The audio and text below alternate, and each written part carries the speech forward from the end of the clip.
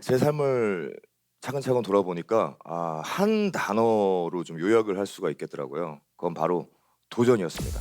저는 그동안 무언가에 도전을 하면서 살아온 것 같아요. 뭐 여러 가지 도전이 있었겠지만 그중에 뭐 첫 번째 도전이라고 한다면 개그맨이 되는 것 자체가 저에게는 좀 도전이었던 것 같아요. 제가 개그맨이 되기로 마음을 먹었을 때가 29살 때였습니다. 늦었죠. 많이 늦었죠. 보통은 뭐 20살 때부터 20대 초반부터 준비를 하는데 저는 이제 29살 때 이제 시작을 했으니까요. 어 경영학과에 다녔어요, 제가. 예. 경영학과에 다니고 뭐 여차저차하고 사정이 있어서 29살에 졸업하던 해였어요. 그쯤 되면은 이제 우리가 고민이 많아지잖아요. 네. 앞으로 이제 먹고 살 걱정, 진로에 대해서 고민을 많이 하게 되고 저 역시도 고민을 정말 많이 했던 것 같아요. 그래서 '뭘 하면 내가 행복하게 살 수 있을까?' 내가 잘하는 걸 해야 좀 행복하게 살 수 있을 것 같더라고요.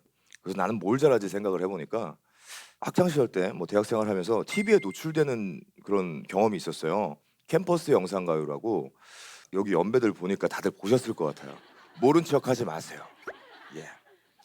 그 프로에 제가 나가서 제 끼를 이제 막 발산을 한 적이 있는데 그때 당시에 너무 좋았던 거예요. 예. 그 기억이 계속 남아 있는 거예요.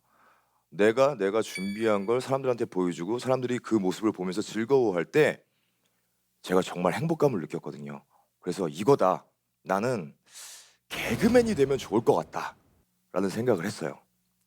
근데 언제나 그렇듯이 인생의 중요한 일을 마음먹을 때면은 주변 반응들이 썩 좋지는 않습니다. "너 지금 29 인데 어쩌려고 그러냐. 남들은 다 취업하고 지금 월급 탄 애들도 있는데 첫 월급 타서 어머니 내복 사드린 그런 친구들도 있는데 이제 와서 무슨 개그맨이고 된다는 보장이 있냐?" 그런 거예요. 남들 몇 번씩 떨어지고 도전을 하고 잘하는 애들도 떨어지는데 "너 이번에 29 인데 30 살에 그럼 시험을 봐서 떨어지면 어떡할 거냐?" 왜냐하면 그때는 나이 제한이 있었어요, 개그맨 시험에. 30 살이 마지막이었어요. 예. 그러니까 저에게는 이제 막차와 같은 거죠. 그 차를 못 타면 개그맨을 할 수가 없었던 상황이었어요. 그런데 제가 너무 하고 싶으니까 그 일을 해야 행복할 것 같으니까 과감하게 결단을 내렸어요. 네. 대학로를 향했습니다. 대학로 소극장이 그 당시에 개그 소극장이 한창 유행을 하던 시기였어요. 그래서 찾아갔어요. 왜 거길 찾아갔느냐 하면 자 이왕 도전을 하는 건데 '맨 땅에 헤딩하진 말자.'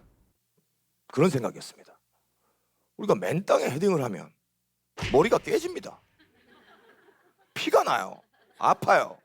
땅은 어떻습니까? 그대로예요. 근데요. 뭔가 좀 알고 덤비면 네. 내가 이 땅이 좀 단단한데 요걸 딱 봤을 때 여기가 쪼끔 덜 단단해 보이고 예 여기 아까 보니까 삐걱거리는 것 같은데 생각을 하고 제가 헤딩을 하면 뭐 제 머리도 깨지겠지만 분명히 여기 흠집이 날 거예요. 조금 뭐 들어갈 수도 있고 '최소한 그렇게는 해야 되겠다. 알고 덤비자.' 그런 생각을 했어요. 그래서 알기 위해서 대학로 소극장을 향했고 낮에는 이제 전단지 막 돌렸어요. 막 전단지 막 돌려가면서 저녁에는 선배들이 공연하는 거 보고 그리고 뭐 밤에는 또 연습하고 혼자. 그리고 '어떻게 하면 시험에 붙을 수 있을까?' 나름 분석을 하면서 연구를 하기 시작했어요. 좀 알고 덤벼야 되니까. 예. 머리가 괜히 큰 게 아닙니다. 굉장히 분석적이에요. 예. 그래서 1 년을 준비를 했어요. 그래서 막차가 왔습니다. 시험장에 들어갔어요. 열심히 준비를 해서 그런지 좀 운도 좀 따라줬겠죠. 합격을 했어요. 네. 어쨌든 저의 네. 감사합니다. 저의 첫 번째 도전은 제가 생각한 대로 잘 됐던 것 같아요. 그런데 이제 도전이 끝난 걸까요? 개그맨이 됐습니다. 네. 원하던 개그맨이 됐어요. 끝난 게 아니죠. 또 새로운 도전이 기다리고 있어요. 코너를 짜야 돼요. 개그맨이 됐어도 코너가 없으면 TV에 나올 수가 없습니다. 경쟁자들이 엄청 많아요. 다들 개그맨실에 가면은 그 회의하고 있는 모든 분들이 다 어떻게 보면 경쟁자죠. 누군가 방송을 하면 누군가는 쉬어야 해요. 쉬는 사람이 다시 들어가면 또 누군가는 나와야 돼요. 시간이 한정돼 있잖아요. 그렇기 때문에 이제 제 코너를 만들어야 되는 그런 과제, 그런 도전이 남아 있었어요. 나만의 족적을 남겨보자. 나만 할 수 있는 걸 한번 해보자. 고민을 많이 했어요. 어떤 단어를 떠올렸을 때 이승윤이 생각나는 그런 코너를 만들어 보자는 생각을 많이 했어요. 근데 이게 쉽게 떠오르나요? 뭐 떠오르지 않죠. 그래서 그 당시에 제가 몸무게가 한 100kg 정도 됐었어요. 야, 지금 보시면은 키가 100이잖아요. 그 정도잖아요. 딱 보시면 대충 나오시잖아요. 네. 이 정도 키에 한 100kg 넘었으니까 예, 굉장히 뚱뚱했죠. 그래서 내려주세요, 빨리. 지금 뭐 하자는 겁니까, 지금? 예. 그래서 저 당시 까먹었습니다. 다음 너무 충격적이어서. 그래서 저 당시에 그렇다면 난 뚱뚱한 걸 이용해서 개그를 해보자. 개그 소재가 많이 되잖아요. 그래, 뚱뚱한 걸로 한번 나가보자라고 딱 저쪽을 봤는데 선배 중에 유민상이라고 있습니다. 우리는 비만 보는 못 먹는 거 없다. 이런 몸매를 원할 것인가? 이런 몸매를 원할 것인가? 아무리 많이 먹어도 저 선배보다 뚱뚱해질 자신이 없어요. 최고가 안 될 것 같아요. 포기했습니다. 빨리 접었어요. 그러면 좀 못생긴 걸로 좀 우스꽝스럽게 생긴 얼굴을 뭐 이용해 볼까 그런 생각을 하고 있는데 당시 한창 주가를 올리던 박휘순이라는 선배가 있었습니다. 그분을 보니까 제가 아무리 얼굴을 심하게 일그러뜨려도 그분 가만히 있을 때보다 잘생긴 것 같았어요. 제가 어떤 표정을 지어도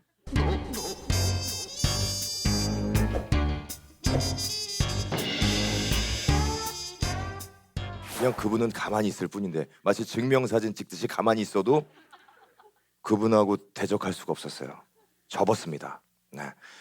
그래서 연구를 했던 것 같아요. 근데 어느 날 이제 운명적으로 네, 인터넷 서핑을 하다가 외국인이 12주 동안 이렇게 자신의 몸 변화를 올린 사진을 발견을 해요. 근데 사진으로만 봐도 너무 신기한 거예요. 야, 이거를 내가 실제로 매주 보여준다면 어떨까? 그리고 나처럼 비만인 사람들에게 좀 경각심도 주고 온 국민이 좀 운동 붐이 일어날 수 있도록 캠페인성 코너를 만들어 보자. 헬스보이, 헬스하면 이승윤 좋잖아요. 그래서 짰어요. 예. 그래서 검사를 받았습니다. 이게 근데 관문이 있어요. 검사를 받아서 통과가 돼야 됩니다. 10명의 제작진 중에 과반수 이상이 나와야 녹화를 뜰 수가 있어요. 근데 그 당시에 되게 파격적인 게 좀 막내, 예, 개그맨인데 지금 후배잖아요. 막내급이 뭔가 자기의 단독 코너를 짜오는 건 좀 이례가 없었어요. 근데 저는 그걸 했어요. 어떻게 됐을까요? 검사 딱 맡았을 때 땡이었어요. 예. 통과 안 됐어요. 저는 뭔가 좀 획기적인 아이디어라고 생각을 했는데 다른 분들은 그렇게 생각하지 않으셨나 봐요. 근데 나름의 확신이 있었어요. 이건 지금까지 안 해보던 거기 때문에 뭔가 좀 큰 반향을 일으킬 수 있을 것 같았어요. 그리고 좋은 취지로 만들면 되니까. 그래서 제가 무릎을 꿇고 부탁을 드렸습니다. 아직은 신인이다 보니까 좀 부족한 것 같습니다. 대신 저보다 몸을 잘 쓰는 다른 누군가와 좀 코너를 짜보겠습니다라고 했더니 근데 제작진 입장에서는 좀 예쁘게 봐주셨죠. 막내인데 그래도 열심히 해보겠다는데 그래 기회를 줄게라고 하셨어요. 그래서 이제 저보다 몸을 잘 쓰는 이제 쌍둥이 개그맨 이상민, 이상호 형제와 같이 코너를 짜게 됐어요. 근데 다 말렸어요. 야, 이게 한 주마다 눈에 띄는 변화를 이끌어낼 수가 있겠니? 나중에 힘들어지지 않겠니? 언제나 제가 마음을 먹으면 말리는 세력들이 있어요. 네, 하지 말래요. 다른 거 하래요. 근데 저는 해보고 싶은 거니까 일단 눈치를 보지 말고 해보자. 마무리를 짓자. 통과 안 되면 안 하면 되는 거니까. 그 말 때문에 제가 검사를 받지 않으면 너무 억울하잖아요. 제 스스로 원망스러울 것 같았어요. 그래서 쌍둥이들과 정말 열심히 노력을 했는데 이게 노력을 하니까 좀 운이 따랐어요. 밤새 연습실에서 연습을 하고 있었는데 지나가던 그 메인 작가님께서 아마 약주를 하시고 새벽에 뭘 놓고 가셔서 잠깐 이제 온 거예요, 연습실에. 근데 저희가 막 덤블링하고 막 매트 깔아놓고 새벽 2시, 3시에 막 연습을 하고 있으니까 술 기운에 감동을 하신 거예요. 그래서 제작진들에게 소문이 쫙 퍼졌습니다. 야, 이승윤이 쌍둥이랑 같이 미친 듯이 연습을 하고 있더라. 그런 소문이 퍼졌어요. 그래서 검사 당일이 됐어요. 그래서 검사를 했죠.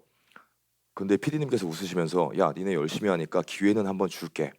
대신 니네가 만약에 잘 못한다면 그건 어쩔 수 없다. 기회를 최소한 얻은 거예요. 원래는 처음에 검사 받았을 때 10분 중에 한 분만 찬성이었고 9분이 반대하셨거든요.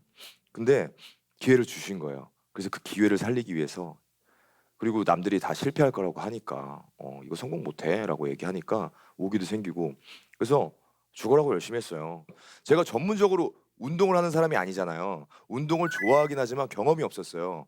그래서 혼자 또 공부도 하고 시행착오도 겪고 트레이너들 만나서 상담도 하고 조언도 얻고, 그런 과정을 계속 되풀이해서 지금 보시면은 처음 모습이고 4주가 지나고 10주 차가 됐어요. 아, 12주 차가 대박인데 없네요. 예.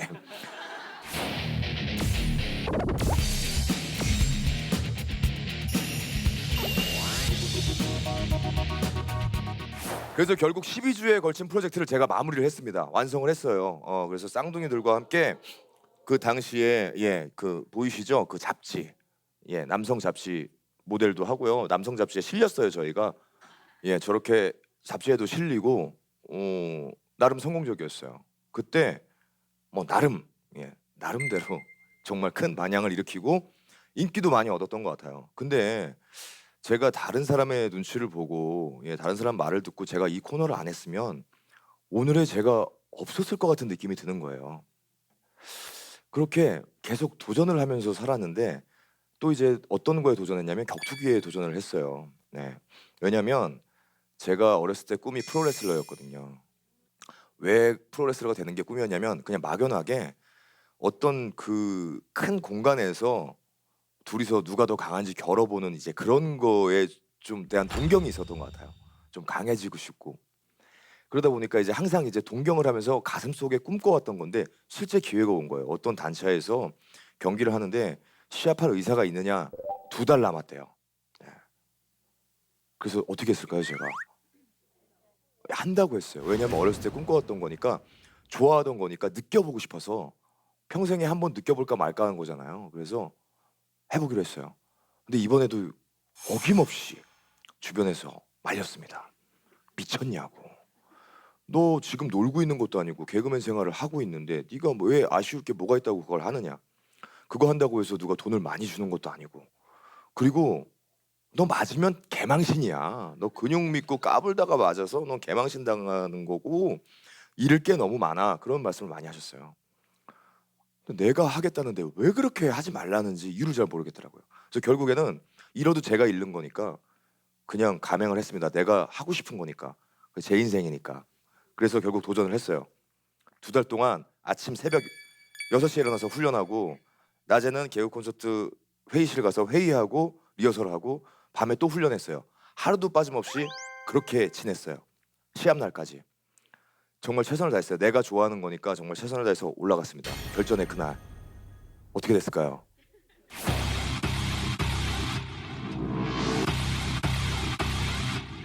김대희 씨는 박정우 선수 응원하더니 굉장히 걱정스럽게 지켜보는데요. 말은 그렇게 경기가 예상이 되고 있습니다. 자, 1라운드 경기가 시작이 됐습니다.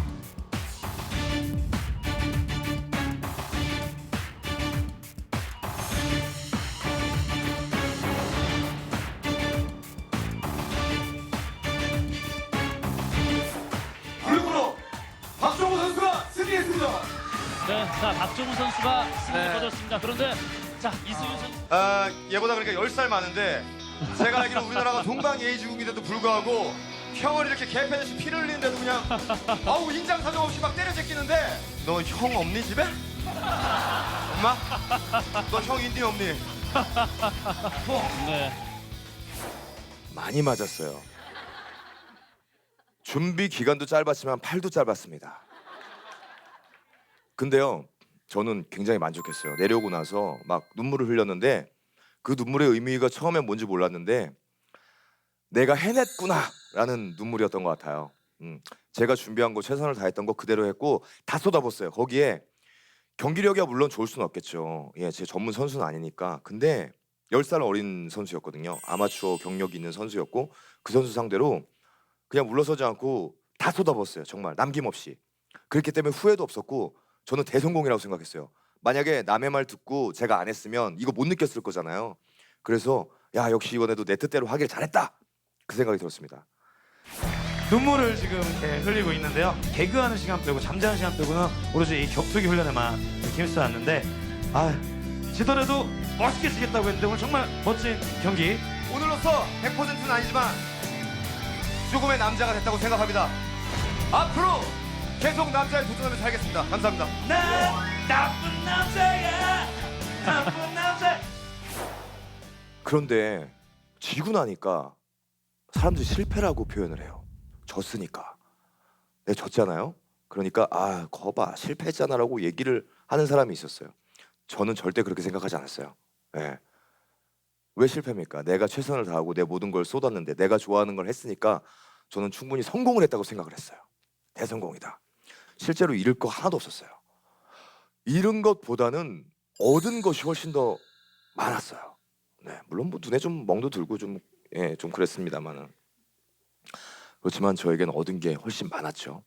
그리고 나서 또 이제 올해는 이제 또 노래 부르는 거에 도전을 했어요. 복면가왕이라는 프로그램에도 도전을 했는데 좋은 기회가 와서 노래 불러보고 싶잖아요. 사람들 앞에서. 그래서 정말 제가 노래를 잘 못하는데 연습을 선생님이 정말 귀찮아할 정도로 가서 연습을 많이 했어요. 그래서 연습을 해서 저렇게 무대에 섰습니다. 무대에 나름 제가 만족할 만큼의 성과는 이뤘던 것 같아요. 근데 제가 30표 받는 걸 목표로 했었는데 실제로 30표 받았습니다. 그러니까 생각을 해보니까요. 우리가 남의 눈치를 보고 그리고 남의 눈이 무서워서 무언가를 내 의사를 결정하는 거는 좀 안 좋다고 생각을 했어요. 제 인생이고 제가 사는 인생이지 그분들이 살아주는 인생이 아니잖아요. 근데 그분들 눈치 보면서 내가 하고 싶은 것, 내가 가야 하는 길, 내가 생각한 대로의 길에 좀 그 막힘이 있다면 안 될 거란 생각을 했어요. 여기서 중요한 건 그래도 내가 정한 길과 내가 가는 길, 내가 생각한 길이 남에게 피해만 주지 않는 것이라면 내가 그것에 최선을 다할 자신이 있다면 그 길을 가야만 한다고 생각했어요. 왜냐하면 그래야 행복이 찾아올 것 같았어요. 실제로 그 길을 갔을 때 행복감이 정말 크게 느껴집니다. 실패하더라도 행복감은 찾아와요. 왜냐면 내가 그 감정들을 다 느꼈을 때 또 다른 행복이 또 찾아오면은 그게 더 크게 느껴지잖아요. 그러니까 우리 여러분들 남의 눈치 보지 말고 시선 신경 쓰지 말고 그렇게 살아간다면 우리가 지금보다 훨씬 더 행복한 삶을 살 수 있을 거라고 생각을 합니다.